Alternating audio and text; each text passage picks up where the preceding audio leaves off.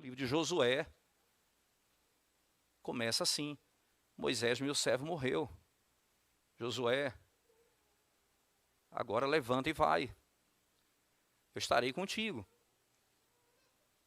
Apenas uma coisa eu te peço: não te aparta do livro da lei de Moisés, nem para a direita, nem para a esquerda. Esse livro foi colocado dentro da arca. Aí eu tenho no final do capítulo 24 do livro de Josué, ou melhor, capítulo 24 de Josué, venha comigo, por favor. Aí eu tenho então a seguinte declaração, verso 26 do capítulo 24 de Josué, as seguintes palavras: Josué escreveu estas palavras no livro da lei de Deus, tomou uma grande pedra e erigiu ali debaixo do carvalho que estava em lugar santo do Senhor. Josué acrescentou ao livro da lei de Moisés. Porque o cano vai sendo acrescentado. É da natureza da revelação esse caráter da continuidade da construção do cano.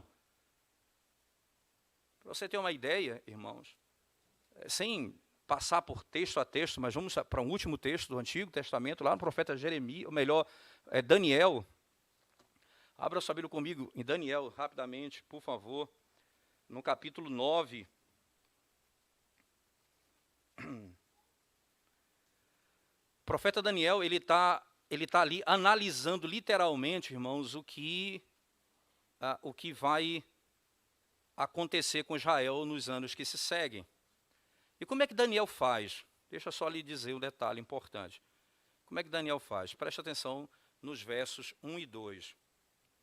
No primeiro ano de Dário, filho de Assuero, na linhagem dos Medos, o qual foi constituído rei sobre o reinado dos caldeus, primeiro ano do seu reinado, eu, Daniel, entendi pelos livros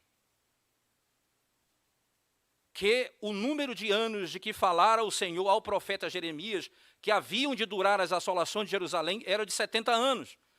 Preste bem atenção, eu tenho aqui dois termos intrigantes: o termo livros e o termo profeta Jeremias. O profeta Jeremias, ele foi um profeta, irmãos, contemporâneo. Ele viveu no período do cativeiro babilônico. Assim como Daniel foi, depois da terceira leva, enviado para a Babilônia, Jeremias foi aquele profeta que ficou em Jerusalém. Ezequiel foi enviado para a Babilônia, Daniel foi enviado e Jeremias ficou em Jerusalém. Nós estamos falando de profetas que estão vivendo na mesma época. E o que Jeremias escreveu já é autoridade para Daniel. Ele disse: eu entendi analisando os livros. E alguns estudiosos compreendem, irmãos, que esse termo livros já é estrutura canônica. Você tem o Pentateuco, você tem os profetas e você tem os escritos. Então, era como um bloco de livros. Ele estava analisando os livros. E que livros são esses, irmãos? São os livros autoritativos.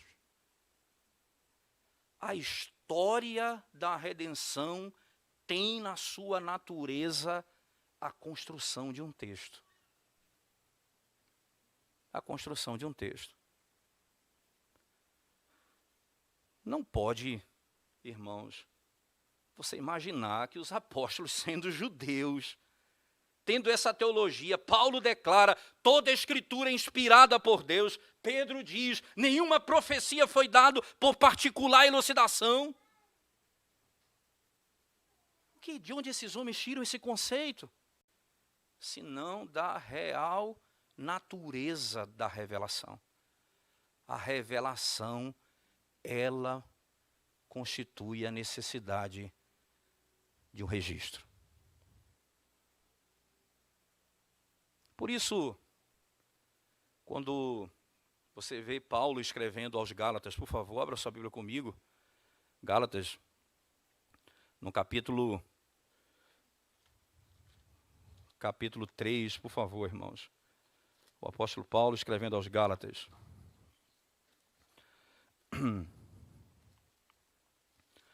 capítulo 3, do verso 8,